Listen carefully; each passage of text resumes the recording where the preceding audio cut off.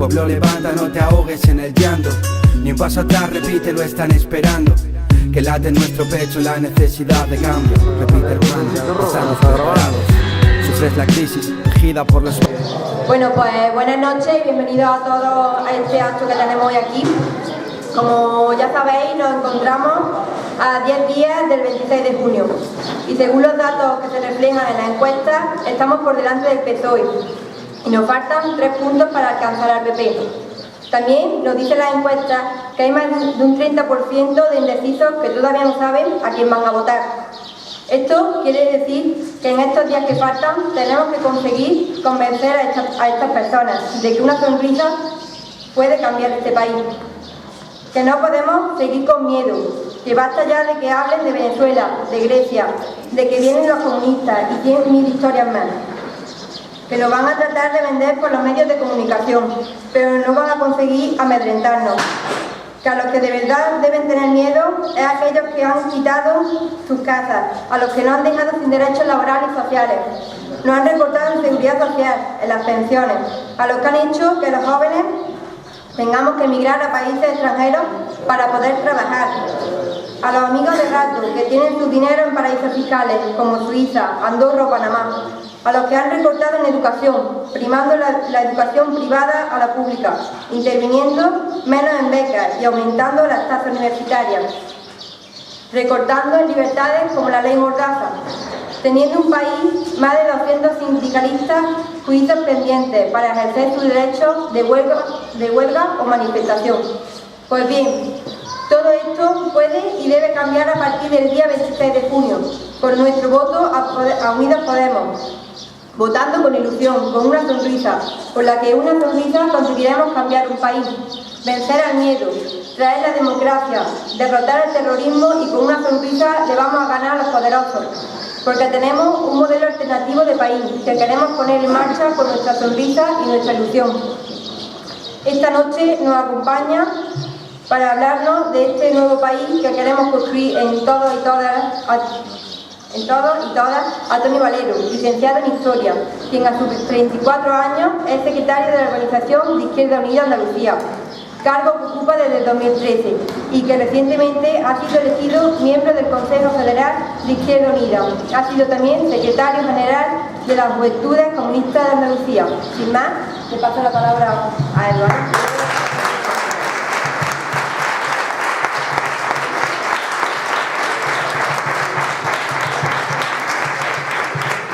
Agradezco mucho la referencia de Alejandra a que vengo de la Juventud Comunista. No, y además es que es algo que ahora estamos echando mucho en falta, porque hay una generación que es la nuestra, que está entrando ahora en política, incluso vemos que están ocupando espacios en las instituciones a través de Podemos, ahora vamos juntos, pero que están entrando muchos jóvenes de mi generación, y hay un salto abismal entre aquellos que han tenido una experiencia de política, de formarse en la Juventud Comunista, que hoy son dirigentes del partido en muchos de los casos, y los que, por desgracia, se incorporaron un poco más tarde y que afortunadamente están ahora en política, pero se nota ese salto. Por eso yo agradezco a Alejandra que nos recuerde de dónde venimos, cuál es nuestra formación, cuáles son nuestros principios, por qué estamos aquí. Si no, pues podríamos ser con flor de un día, y nosotros no queremos ser flor de un día. Antes de intervenir quería trasladaros un abrazo de Antonio Maíndo. Esta mañana hemos estado en Cádiz, se ha presentado un manifiesto por Andalucía, porque probablemente seamos la única candidatura que se cree de verdad Andalucía como sujeto político diferencial, porque somos la única candidatura que ha entendido perfectamente que en esta segunda transición que se está dando no queremos que Andalucía se quede por debajo del resto, que Andalucía esté como la que más. Y él me ha lanzado un abrazo para vosotros. Y he de deciros que el caso de Montalbán, ahora entro a intervenir, es de los más mencionados en los órganos de dirección. Cuando alguien quiere poner un ejemplo de cómo las cosas van mal, pone municipios que no voy a decir. Pero cuando quiere mencionar de qué bien, suele decir Montalbán. No lo digo por hacer la pelota, es verdad. Por lo tanto, para mí es un orgullo y un placer poder venir aquí, estar con vosotros y trasladaros ese abrazo que Antonio me daba esta mañana para vosotros. Bien, pues lo primero que quería deciros es que le doy mucha importancia a estos actos y a este porque me parecen actos de rebeldía. El hecho de que en estos tiempos venga gente comprometida como vosotros, gente que le preocupa las injusticias sociales, gente que no se resiste, que no se resigna. Esos son actos de rebeldía. Son actos de rebeldía porque son actos incómodos para el poder. ¿Y por qué somos incómodos para el poder? Porque tenemos principios y tenemos valores. Y somos incómodos porque decimos la verdad. Y la verdad es incómoda. Como decía Gramsci, la verdad es revolucionaria. Y la verdad, ¿qué es lo que nos dice? Lo primero que nos dice es que es una falacia la recuperación económica. La verdad nos dice que 1 de cada 4 andaluces está en riesgo de caer en la pobreza. La verdad nos dice que hay 1 millón de compatriotas nuestros que llevan más de un año buscando trabajo y no lo han encontrado todavía. La verdad nos dice que España es un país más desigual hoy que hace 30 años. Hoy los ricos son más y tienen más, y los pobres somos más y tenemos menos. Y a la vez, la verdad nos dice que Inditex, esa empresa de Amancio Ortega, como sabéis, es ese prototipo de empresario al que todos tienen que emular, ha ganado en el último trimestre 2.000 millones de euros. 2.000 millones de euros, mientras hay 2 millones de españoles que ni tienen trabajo ni tienen prestación social. Por eso, la verdad hay que decirla, y la verdad hay que decirla aunque cuesta, porque la verdad es incómoda, pero la verdad es revolucionaria. En muchas elecciones habréis escuchado, y en esta también, que estamos en un momento histórico. Se apela mucho. Para que la gente se tome en serio las elecciones, se dice, estás en un momento histórico, como no participes, te has perdido lo más importante de los últimos 30 años. Probablemente en algunas otras ocasiones no eran tan históricas las elecciones, pero hoy sí. Hoy no nos engañamos y decimos que estamos en un momento histórico. Y a ese momento histórico le tenemos que poner un título. Y el título que le ponemos al momento histórico que estamos viviendo es el de crisis de régimen. Vivimos una crisis de régimen. Por lo tanto, yo voy a hacer un ejercicio de memoria. Antes Alejandra decía que soy licenciado en Historia, pero lo voy a hacer desde mi militancia política, no lo voy a hacer por la formación que tenga. Y voy a hacer algo de memoria de qué debemos aprender, qué lecciones históricas tenemos que sacar de otros momentos como este de crisis de régimen. Porque es muy importante que la crisis de régimen, el desenlace, como termine, no sea como quieren los poderosos, sino en beneficio de la mayoría social, en beneficio del pueblo. Por eso vamos a sacar lecciones. ¿Qué lecciones podemos sacar de otra crisis de régimen? Hace 3 meses se cumplían 85 años del advenimiento de la República. Voy a hacer alguna mención a la Segunda República, no a la que está por venir, solo a la Segunda. Como sabéis, tras la dictadura de Primo de Rivera, el régimen entra en crisis. Los que mandan ya no pueden seguir mandando como hasta entonces. Y los que están dominados todavía no tienen la fuerza suficiente para mandar. Esa crisis que se da de régimen con la caída de la dictadura de Primo de Rivera, los poderosos, los terratenientes, los industriales, los banqueros, la iglesia y los militares la quisieron resolver de una forma que ahora vemos que no es original, y es haciendo un gobierno de concentración bajo el almirante Aznar. Un gobierno de concentración, ¿nos suena? Como la Gran Coalición, que hoy tanto suena, como la Gran Coalición. Sin embargo, ese gobierno de concentración, esa hoja de ruta que tenían prevista después de la dictadura de Primo de Rivera, para que siguiesen mandando los mismos, haciendo algunos cambios, se truncó. ¿Y por qué se truncó esa hoja de ruta? Y aquí es donde tenemos que tomar la primera lección. Porque el pueblo tomó la palabra. El pueblo en unas elecciones municipales arrancó una república y no estaba previsto. Primera lección. En las crisis de régimen los desenlaces son inesperados cuando el pueblo toma la palabra. Si el pueblo toma la palabra, el desenlace de la hoja de ruta no es el que quieren los poderosos. Primera lección que tenemos que tomar nota para aplicarla hoy. Por lo tanto, hagamos que el pueblo tome la palabra. Seamos pueblo, porque solo el pueblo defiende al pueblo. Seamos pueblo. Somos pueblo, compañeros y compañeras, y vayamos con él. ¿Y por qué esa victoria electoral que trajo la República? Vamos a buscar más lecciones. ¿Por qué esa victoria electoral? Porque la gente estaba pasándolo mal. Había miserias, evidentemente no había libertades, pero no por ello se ganan unas elecciones. Lo hemos sufrido. Nos hemos presentado muchas veces cuando la gente lo estaba pasando muy mal y no por ello nos han votado. ¿Qué pasó para que la gente votase a una candidatura que acabase con el régimen de Primo de Rivera y evitase que siguiesen mandando los mismos? Pues que a las aspiraciones de igualdad y de libertad se respondió con un pacto electoral. Se dio el pacto de San Sebastián, unos meses antes de las elecciones municipales.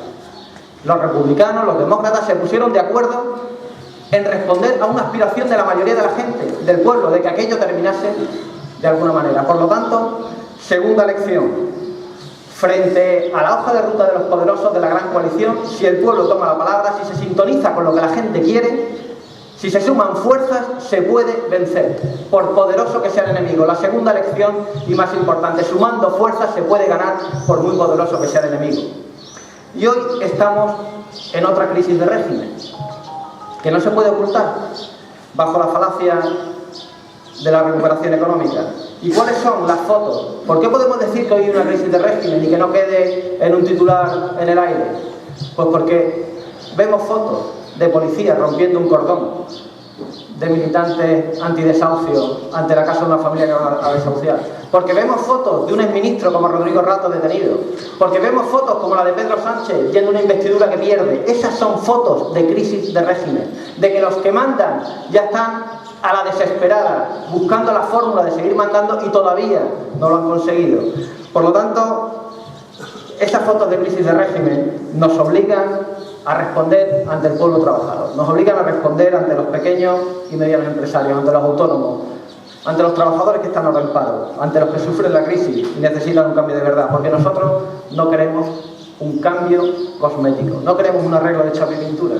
Y esa es una gran diferencia entre la candidatura en la que vamos y el resto. Hablamos de romper con este régimen corrupto, no hablamos de maquillar este régimen. Por eso a nosotros no lo vais a escuchar, como escucháis tanto a otras formaciones políticas, hablar de recuperación y regeneración, porque detrás de esas palabras hay mentiras, hay un maquillaje, y nosotros no vamos al maquillaje, vamos a un arreglo en profundidad de este país. En los últimos años se han perdido 3,5 millones de puestos de trabajo. En los últimos años hemos visto algo inaudito para una generación en este país, y era que un trabajador, una trabajadora tenía que elegir entre vivir en la miseria o tener un trabajo precario. Hemos visto que ha surgido el trabajador o trabajadora pobre, que aunque trabaje, no puede tener unos ingresos mínimos para vivir con dignidad. En los últimos años hemos visto cómo miles de jóvenes, y de no tan jóvenes, que no se habla de ellos, y de no tan jóvenes, emigran con sus familias al extranjero a buscar trabajo. En los últimos años hemos visto cómo los pensionistas, como los abuelos y las abuelas, son los que son sostenedores de la gran mayoría de las familias de este país que no tienen prestaciones o no tienen trabajo. En los últimos años hemos visto cómo el paro está devolviendo a las tareas domésticas a la mujer. Pero a la vez nos enteramos que los directivos del BBVA se han prejubilado con 4.400 euros diarios de pensión. 4.400 euros diarios se están llevando los directivos del BBVA, mientras 1 de cada 3 niños andaluces vive en la pobreza. Esa es la crisis de régimen de la que os hablaba. Eso es crisis de régimen. Eso es lo que no se puede arreglar con un arreglo de chapa y pintura. ¿Y por qué, con este panorama, que no es nuevo para vosotros, que la gente conoce, que la gente sufre, por qué la gente no se ha rebelado? Porque esa es una pregunta que nos hacemos la gente de izquierda, y nos damos golpes contra una pared. ¿Cómo que la gente con lo que está sufriendo no se rebela? ¿Qué es lo que pasa aquí? Pues porque los poderosos tienen herramientas para evitarlo.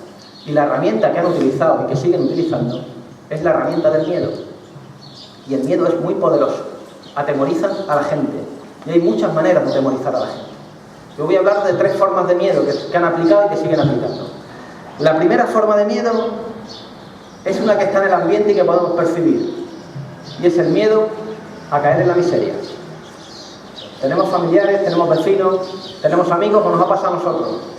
Hemos perdido el trabajo, hemos perdido los ingresos y nos vemos con una patita en la calle. Entramos en una empresa con un contrato y sabemos que al día siguiente nos pueden echar gracias a la contrarreforma laboral. Ese miedo estructural está en el ambiente y eso evita también que la gente se rebele, porque la gente sufre, la gente tiene miedo y el miedo es paralizante.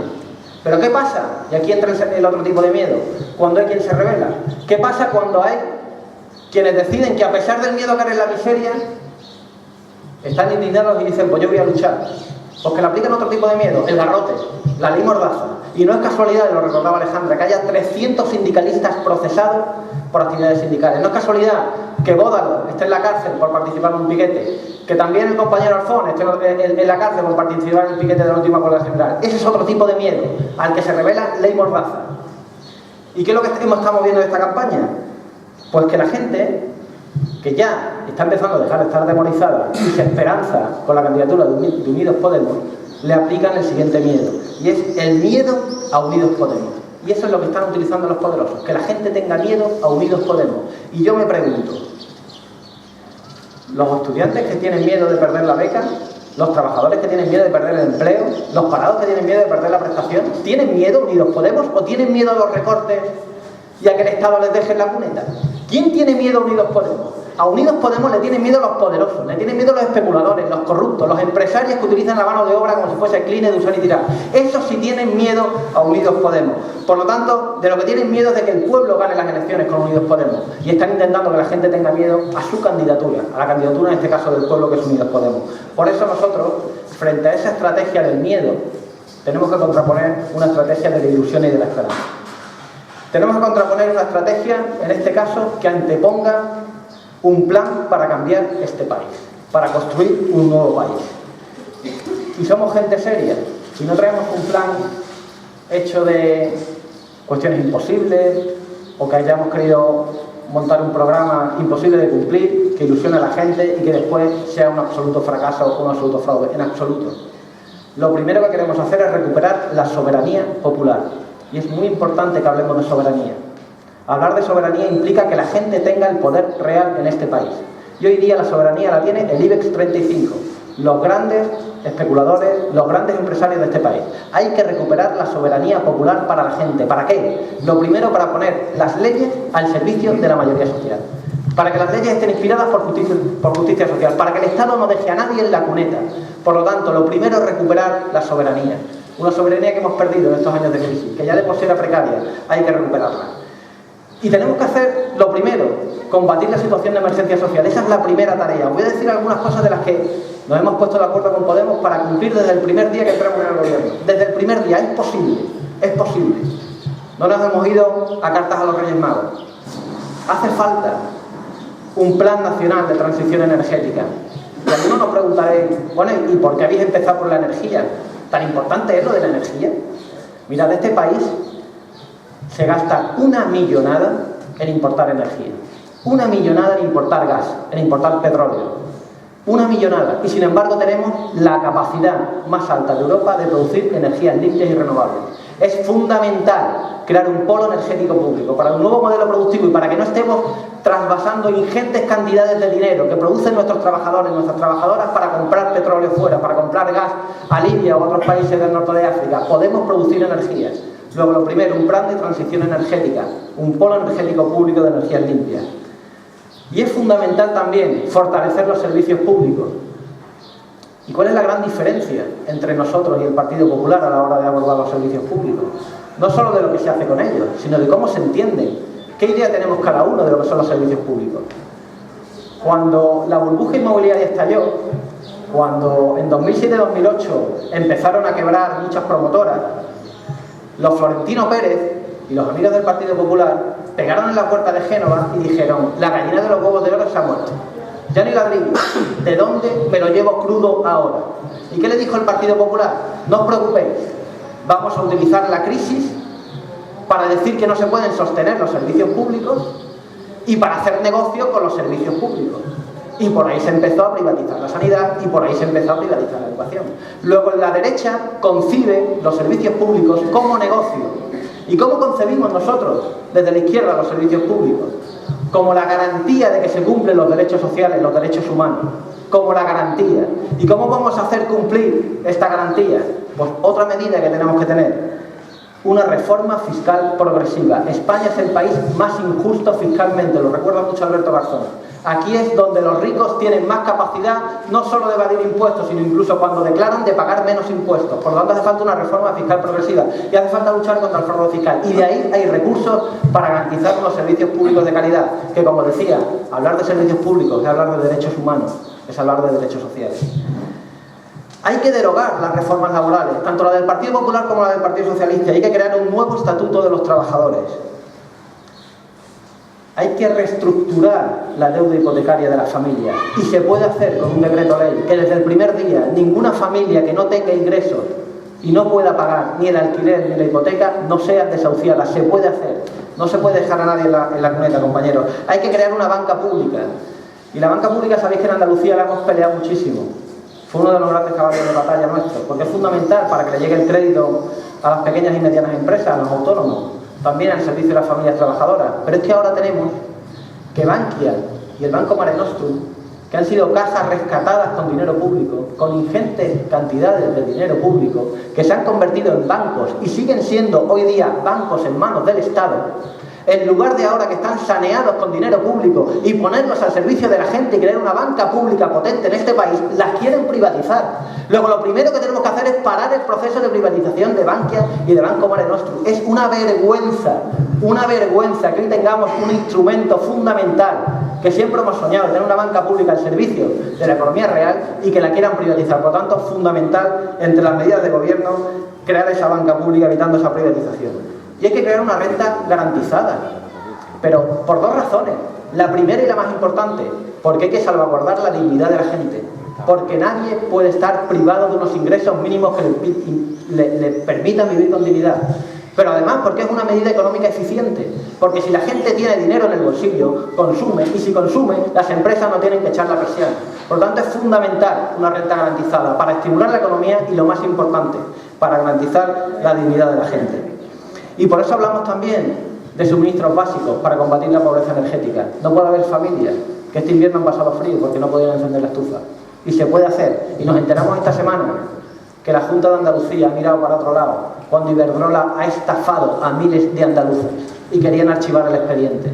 Mientras Iberdrola está estafando a miles de andaluces, nosotros decimos que Endesa tiene que poner luz, en este caso, a aquellas familias que no tienen posibilidad de pagarlo, porque por algo es un derecho.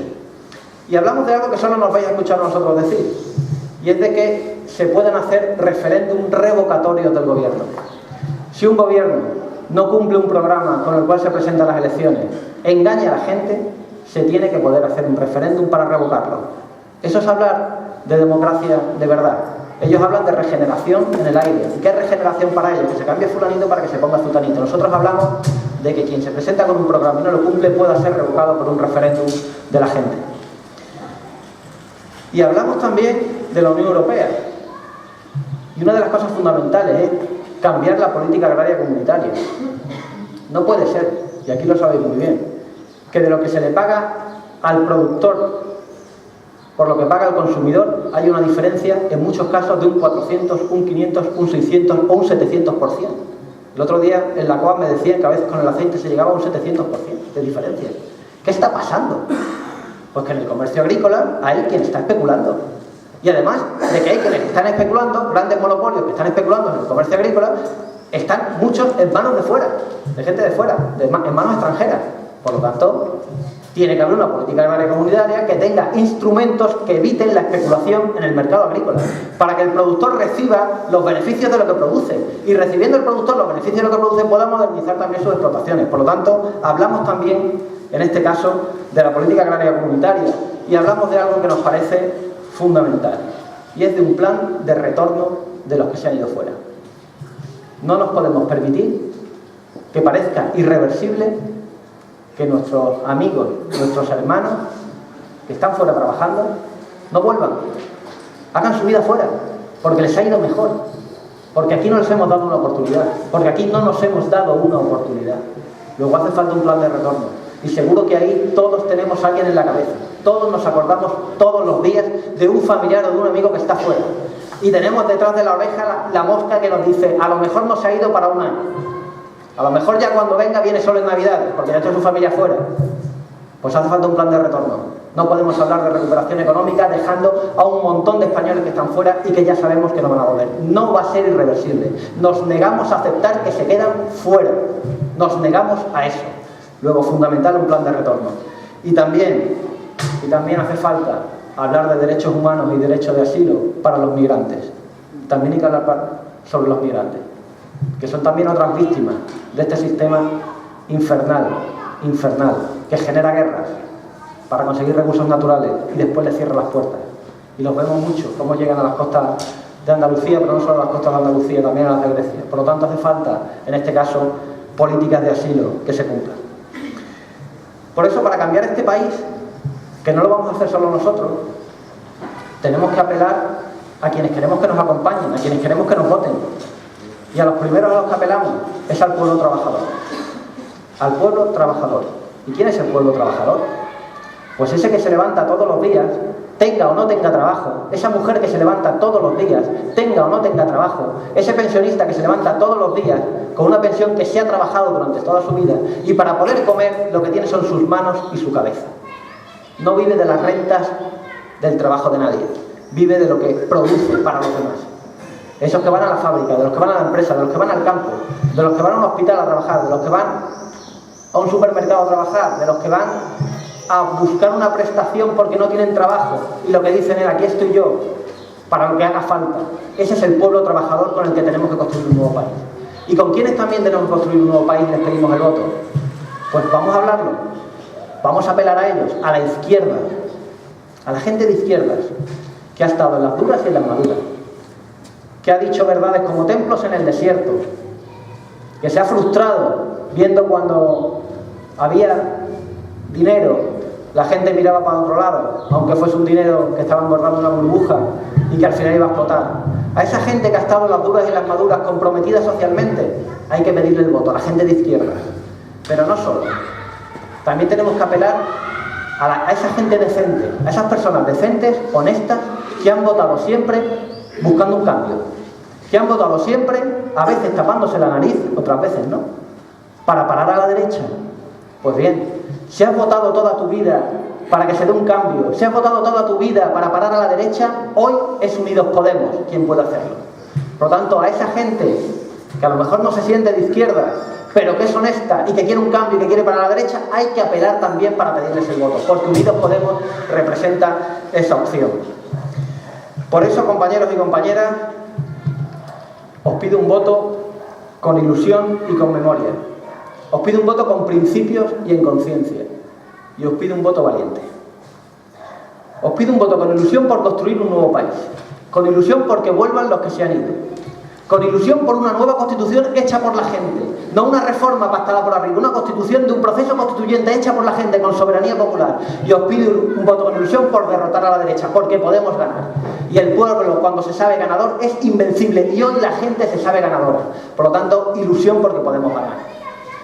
Pero también os pido un voto con memoria. Y aquí también hay una gran diferencia.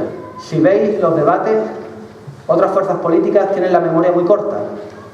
El Partido Popular se refiere a los datos de las encuestas o de la economía de los últimos 3 meses o 2 meses. El Partido Socialista ya se le ha olvidado lo que pasó en la legislatura. Solamente habla del proceso de investidura y de por qué ellos no les votaron. Los de Ciudadanos solamente hablan de Venezuela, como ya sabéis, pero nadie habla de lo que ha pasado en la última legislatura. Por eso yo os pido que tengáis un voto con memoria. Y lo primero de lo que nos tenemos que acordar es de lo que este pueblo ha sufrido, de lo que hemos sufrido. Votemos con memoria de lo que hemos sufrido. De los dependientes que han fallecido sin recibir las ayudas que se tenían merecidas.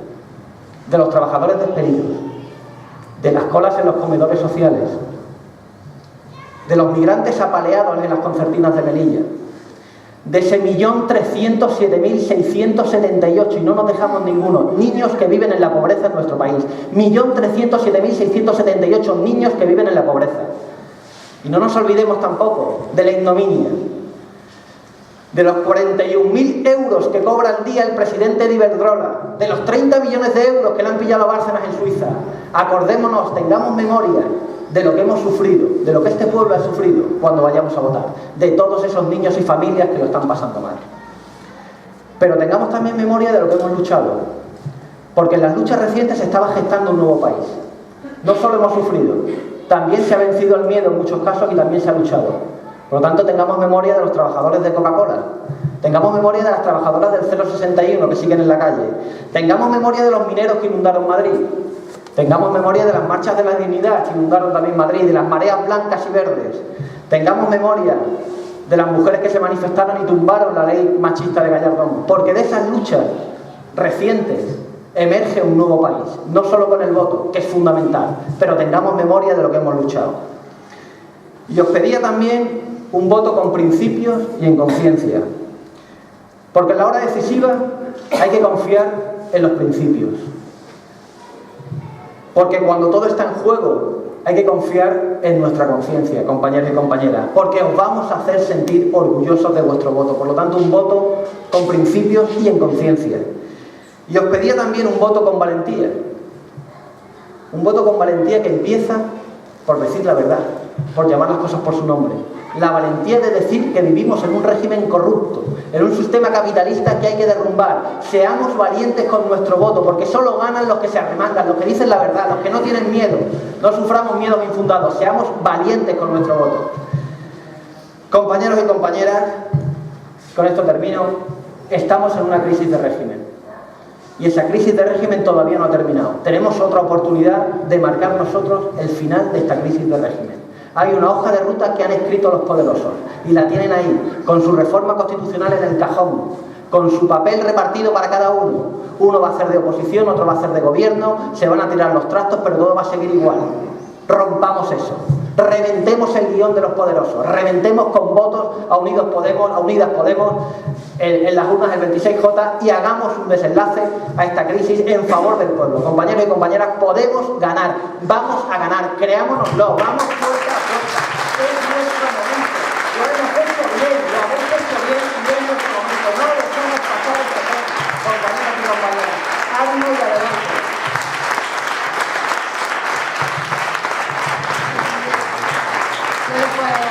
Muchas gracias y si alguien quiere intervenir con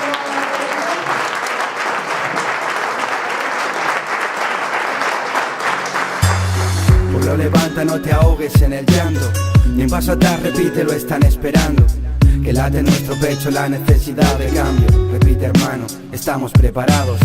Pueblo, levanta, no te ahogues en el llanto, ni un paso atrás, repite, lo están esperando. Que late en nuestro pecho la necesidad de cambio. Repite, hermano, estamos preparados. Sufres la crisis, tejida por los bancos con permiso de un Estado que te sigue robando. El crecimiento es falso aunque vivas trabajando. La lucha no termina mientras sufra nuestro hermano. El sentimiento obrero, corazón a la izquierda. Por nuestros fusilados el olvido en la cuneta. En memoria de los que lucharon por la vieja España mutilada sin perdón que no escarmienta. Si existe el cielo, la Bordeta y Víctor Jara observan nuestros pasos mientras tocan la guitarra, mirando con orgullo los obreros su batalla, brindando por nosotros con Ernesto Che Guevara.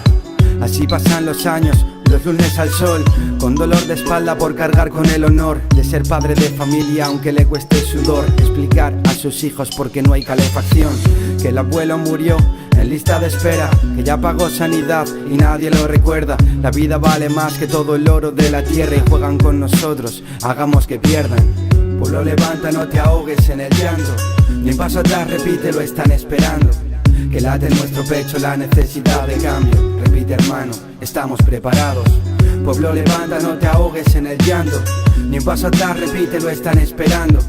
Que late en nuestro pecho la necesidad de cambio. Repite, hermano, estamos preparados. Unidad Popular.